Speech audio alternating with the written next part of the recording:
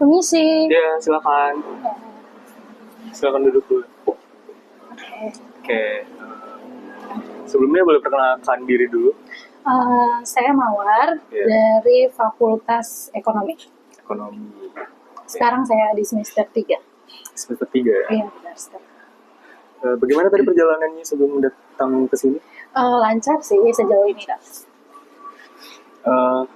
Ada apa nih hari ini? Apa yang membawa kamu datang ke sini? Nah, saya tuh pengen cerita-cerita tentang kegelisahan saya sebenarnya selama ini. Ini adalah trauma yang gak pernah hilang dari pikiran saya sejujurnya dari awal saya masuk ke Universitas Sriwijaya ini. Boleh diceritakan lebih lanjut tentang traumanya? Oh ya, jadi awal dari aku masuk Unsri ini, dimana aku kan nggak tahu kan Kak tentang apa ya namanya, gimana tanah rantau itu gimana, karena aku kan aslinya jauh ya dari Palembang ini gitu. Jadi ada satu orang yang menawarkan untuk membantu aku mencarikan kosan, membantu untuk registrasi segala macam, dan dia itu orang yang sangat baik banget gitu. Nah, sampai satu saat tuh aku okein karena emang bener-bener tuh dia nanya terus, udah di mana sekarang, keadaannya gimana sekarang. Dan emang pada waktu aku sampai di Unsri, dia ngebantu registrasi, bantu nyari kosan gitu dan segala macem gitu loh Kak, ibaratnya. Nah, tapi ternyata lama kelamaan ada satu waktu yang mereka tuh ternyata membawa banyak maba gitu. Maksudnya mereka tuh udah ngumpulin maba gitu. Jadi nggak cuman aku doang orang yang mereka bantu gitu. Jadi ada beberapa banyak orang yang mereka bantu gitu. Nah, lama-kelamaan awalnya sih baik-baik aja. Ada perkumpulan, doa, apa segala macam. Bener-bener positif. Tapi lama-kelamaan ada satu waktu kita tuh dimana kita tuh dibully gitu loh Kak. Maksudnya kayak kita dirundung di satu tempat yang jauh dari pemukiman masyarakat. Jadi orang-orang juga nggak bakal bisa dengar. Kita dibully dari pulang kuliah sampai sore, dari malam ke malam banget lagi, baru paginya kita kuliah lagi. Bahkan di saat itu aku kadang bisa nggak sanggup untuk kuliah karena aku udah kecapean gitu Kak. Nah yang jadi trauma aku tuh, aku kan nggak pernah dirundung sama sekali gitu. Jadi ketika aku dirundung tuh, dulu aku berpikir kalau misalnya orang yang dibully itu sebenarnya bodoh gitu, karena mereka tuh nggak bisa ngelawan. Tapi sebenarnya setelah aku ngerasain, aku punya mental yang takut banget untuk melawan mereka gitu. Jadi aku nggak bisa apa-apa gitu, aku diam aja gitu Kak. Nah, menurut Kakak itu gimana sih Kak? Emang ada ya kalau misalnya orang tuh dibully tuh emang gimana? Ya, kalau untuk orang yang dibully itu biasanya memang ada apa ya? Mereka tuh seperti menahan diri gitu, menahan buat dibully, kayak takut untuk mengadukan bulian itu. Karena mereka takut ketika mereka mengadukan pembulian itu, mereka akan dapat masalah yang lebih. Mereka takut dengan ancaman-ancaman yang diberikan sama si pembuli gitu. Jadi itu salah satu bentuk shock. Jadi kayak mereka shock mendapatkan perilaku yang sebenarnya belum pernah mereka dapatkan, tapi mereka mendapatkan itu. Nah, itu tadi bentuk shock. Nah, benar kata Kakak. Nah, mereka tuh mau mengancam gitu. Emang mereka tuh kalau misalnya kalau kamu melawan tuh kamu bakal makin dibully lagi gitu, makin dirundung lagi, dan kamu juga bakal dijauhin sama teman-teman kamu gitu. Dan di mana tuh kita otomatis tuh udah paling kenal kan satu sama lain maba tuh, karena kan kita dipaksa untuk saling kenal gitu, kita harus hafal nama mereka gitu, jurusan mereka apa segala macam gitu kan.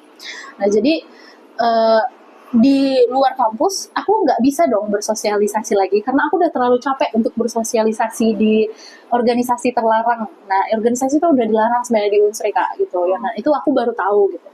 Nah aku nggak punya waktu untuk sosialisasi lagi sama teman-temanku gitu karena di dalam aja aku udah capek gitu kan Kak, dan semua pertemananku tuh di dalam organisasi itu gitu. Nah itu bener-bener aku tuh selalu nangis dan sampai aku berpikiran untuk mengakhiri hidupku karena bener-bener beban yang aku rasa tuh, yang aku tanggung di saat itu tuh udah bener-bener capek banget rasanya, kayak bener-bener pengen keluar dari itu, cuman aku nggak berani gitu.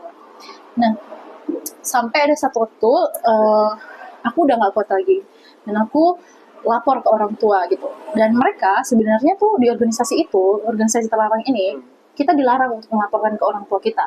Kita dilarang untuk ngasih tahu ke orang tua kita apapun itu masalahnya. Sampai pada akhirnya karena aku udah nggak kuat lagi, karena aku punya masalah kemarin itu, aku ngelawan bulian itu Kak. Jadi aku ngelawan, aku marah sama mereka gitu, dan mereka ngebiarin aku gitu. Tapi mereka juga marahin aku. Sampai akhirnya karena aku nggak tahan, karena aku ngelawan, mereka malah musuhin aku gitu. Sampai akhirnya aku ngelapor lah sama orang tua karena aku capek gitu kan. Orang tua tuh langsung yang kayak, tau lah orang tua yang anaknya jauh, pasti mereka yang kayak langsung gelisah gitu kan. Nggak tenang. Nah ya, dan anehnya tuh setelah aku lapor orang tua kan, orang tua lapor polisi apa segala macam gitu. Dan mereka tuh kayak tampak kayak nggak bersalah gitu kan. Dan menurut kakak, apakah yang aku lakukan itu benar gitu kan di saat itu? Tapi kalau di saat itu ya, kalau menurut kakak yang kamu lakuin itu nggak salah, karena itu kan salah satu bentuk defense kamu kan. Dan di situ kamu merasa anggaplah terancam kan di situ, kayak dibully terus juga orang tua kamu juga mendukung dengan cara melaporkan itu juga. Tapi sering kali aku setelah melakukan itu, aku selalu berpikir kayak, andai tadi aku nggak ngelakuin ini ya, seharusnya tadi aku nggak ngelakuin ini, seharusnya tadi aku masih bisa baikan sama mereka. Tapi aku juga mikir, kalau masih baikan sama mereka, aku bakal dirundung terus gitu Kak. Dan apakah hal itu wajar ya kalau misalnya kita ngerasa kayak, andai tadi harusnya nggak gini sih, harusnya nggak gini gitu. Sebenarnya itu nggak wajar, karena kamu kan udah tahu itu sesuatu yang salah kan. Nah, dengan kamu melaporkan itu sebenarnya kamu tuh udah bener banget. Nah, kenapa kamu masih mikirin kayak seharusnya kamu tuh nggak ngelakuin ini, biar kayak, karena ini kan efek dari kamu ngelaporin itu, kamu jadinya agak bermasalah sama mereka kan. Mereka ngejauhin kamu segala macam, kamu tuh cuman pengen mereka tuh nggak ngejauhin kamu gitu kan. Dan aku juga punya teman kan di situ yang emang kita tuh soib banget gitu kan. Emang kayak aku selalu menganggap mereka tuh kayak lebih dari saudara aku sebenarnya.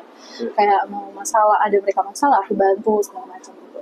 Nah, tapi pada saat waktu aku lagi bermasalah karena aku ngelapor ke orang tua aku dan ada masalah tentang polisi segala macam, mereka tuh lebih milih untuk ngejauh dari aku gitu. Itu adalah titik yang buat aku tuh kayaknya makin jadi orang yang makin gak berguna. Dan itu selama 1 bulan aku tuh ngurung diri di kosannya teman aku Kak.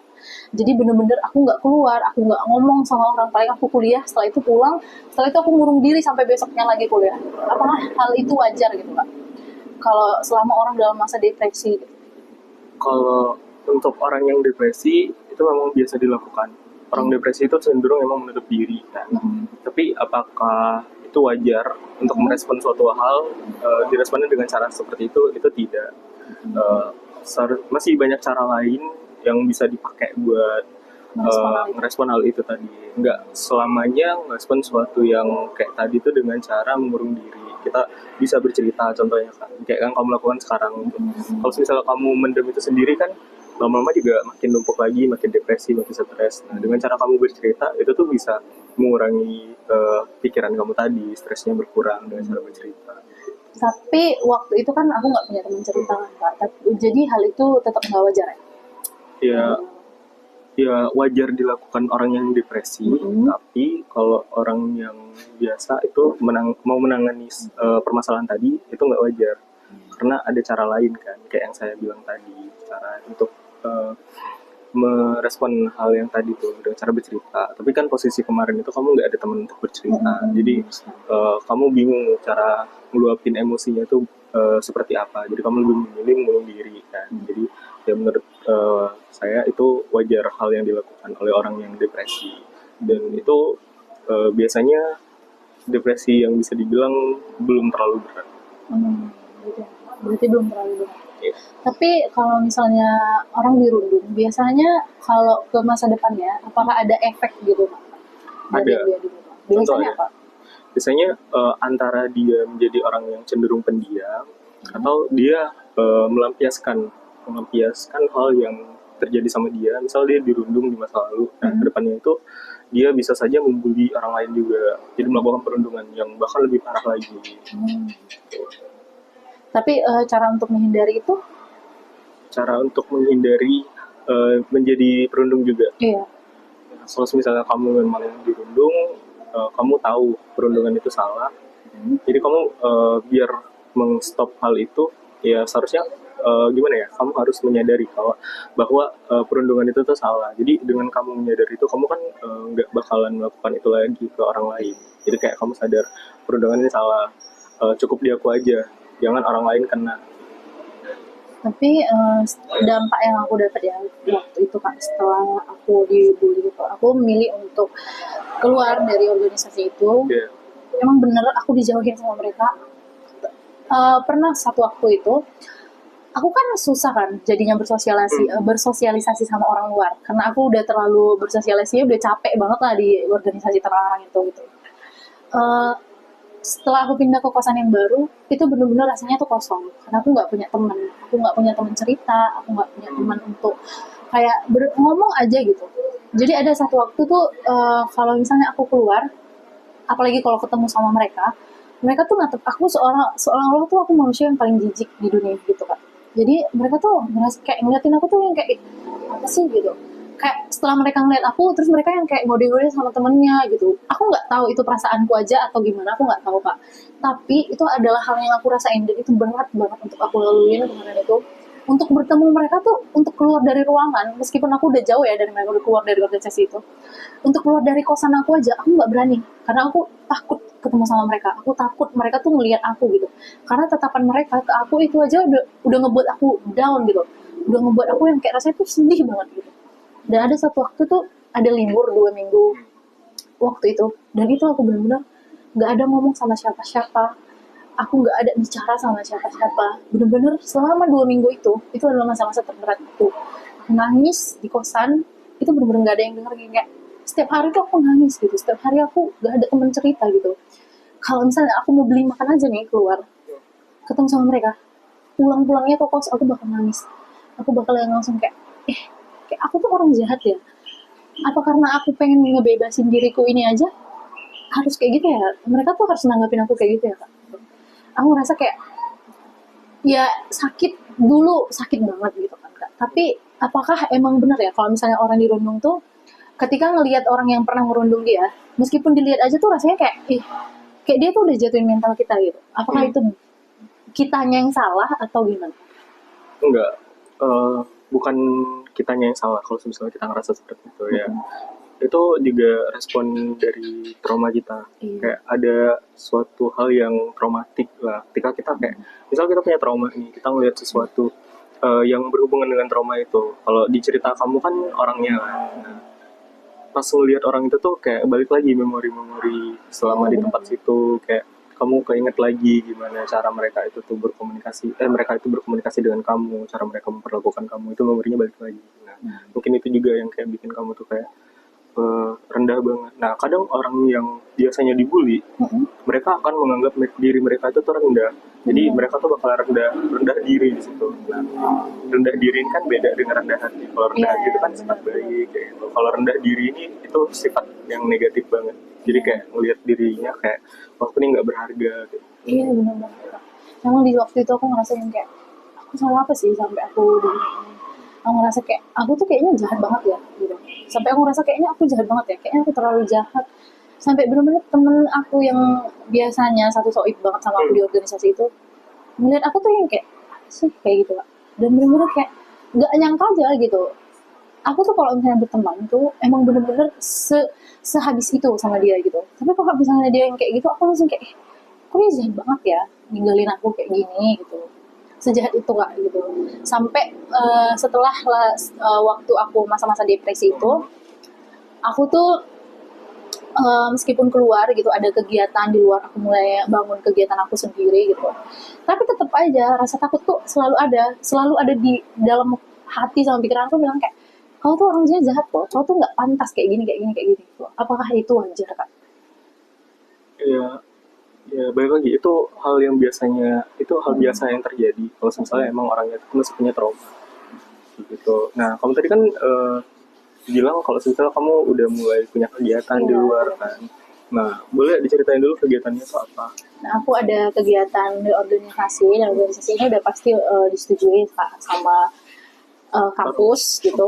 Organisasi ini tuh di bidang seni gitu, dan mungkin jadi dulu tuh waktu aku di organisasi terlarang ini, mereka tuh ngelarang aku masuk ke organisasi ini. untungnya aku ngelawan hal itu gitu. Karena kalau misalnya aku nggak ikut organisasi ini tadi, mungkin sampai sekarang juga aku nggak bakal punya teman. Mungkin sampai sekarang juga aku bakal merasa depresi gitu. Sampai pada akhirnya tuh aku ketemu sama orang-orang baru, ketemu sama orang-orang yang nguatin rasa percaya diriku lagi gitu Kak. Dan itu tuh satu hal yang kayak buat aku tuh kayak, oh iya ternyata tuh masih pantas gitu untuk dapat teman gitu. Karena dalam pikiran dan hatiku tuh aku ngerasa kayak aku tuh orang jahat, aku nggak pantas gitu gitu.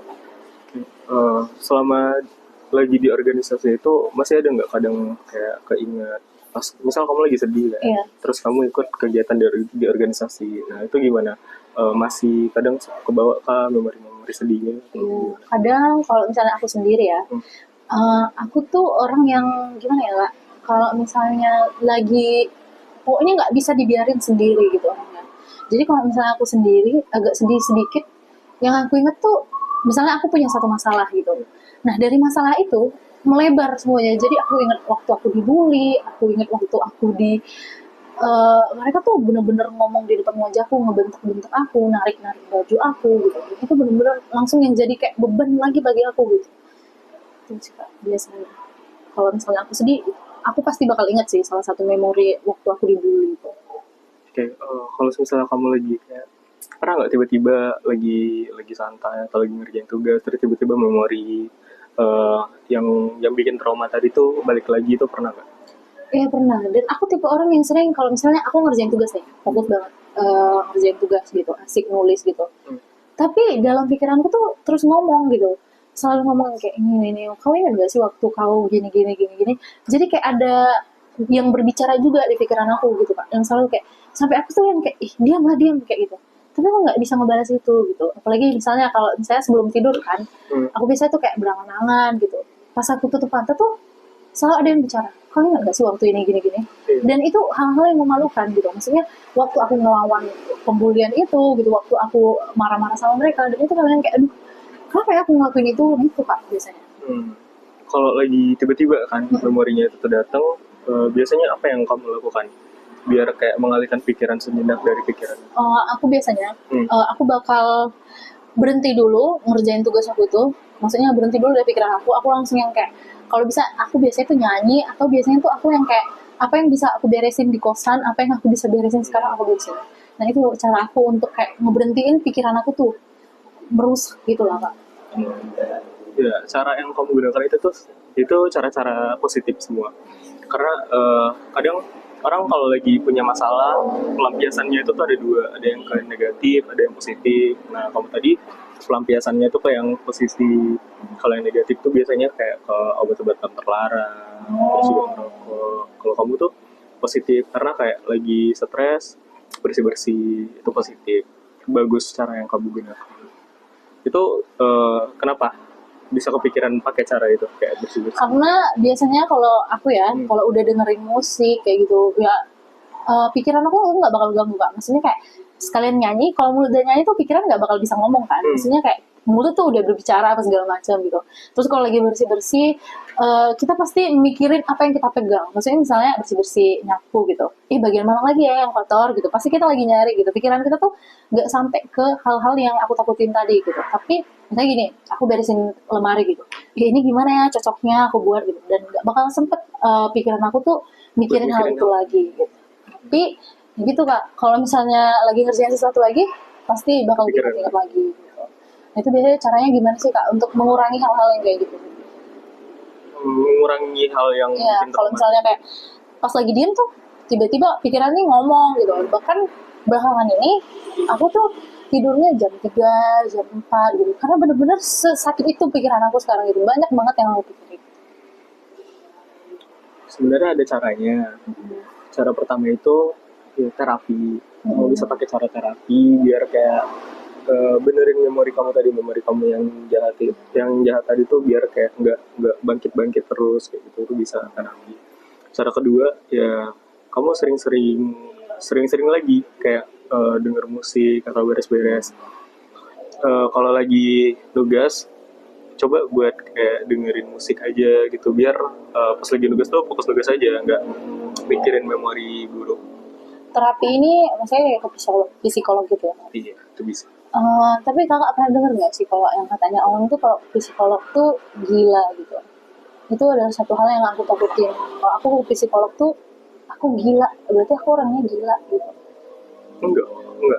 Eh, Setiap orang yang ke psikolog itu enggak mesti orang gila. Enggak semua orang yang ke psikolog itu gila. Mereka punya masalah dalam diri nih misal. Terus mereka sadar masalah itu dan mereka nggak mau masalah itu berlarut. Mereka datangnya ke psikolog biar masalahnya reda. Kalau kayak gini kan kamu datang ke kakak, kamu konseling. Nah, kamu pakai terapi kalau kamu nggak mau ke psikolog, kamu bisa ke apa ya kayak fisioterapi kayak gitu. Karena kan banyak banget ya kak yang kayak tren-tren di TikTok gitu ya yang bilang kayak kalau ke psikolog tuh ngapain, gila lah gini-gini gitu. Dan itu yang buat aku ngerasa kayak oh iya ya kayaknya lebih baik mendem sendiri daripada tuh konseling sama orang gitu. Sebenarnya tuh rada-rada takut juga untuk konseling kayak gini karena aku ngerasa kayaknya apa nanti orang-orang menganggap aku aneh ya gitu. Gitu sih. Kalau di konseling sendiri, kamu itu nggak bakal dijudge aneh. Orang bakalan, kalau misalnya kamu datang ke konseling tuh, si konselornya itu harus siap dengerin semua cerita kamu. Dia nggak bakalan ngejudge kamu. Dan semua cerita kamu di sini nih, emang bener-bener nggak bakalan kebuka kemana-mana, nggak bakalan kesebar. Cerita kamu cuman di antara kamu sama si konselor. Kalau misalnya kamu ceritanya di konseling gitu. Tapi ya jangan takut. Jadi kalau misalnya aku ketemu sama mereka yang udah pernah ngerundung aku, sebaiknya apa sih yang aku lakuin kak? Eh, Memang agak susah tapi bisa dilakukan. Kamu bisa coba buat maafin mereka pelan-pelan karena dengan kamu nyoba buat maafin mereka setiap kamu ketemu sama mereka tuh jadi kayak ya mulai biasa aja, makin lama makin biasa aja, nah, nggak ada dendam lagi karena kalau semakin kamu numpuk dendam sama mereka Iya, itu bakalan nyusahin diri kamu sendiri, kamu bakalan kepikiran.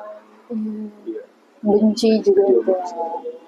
Berarti kalau misalnya mencoba untuk memaafkan aja gitu. Kalau sulit banget pun gimana?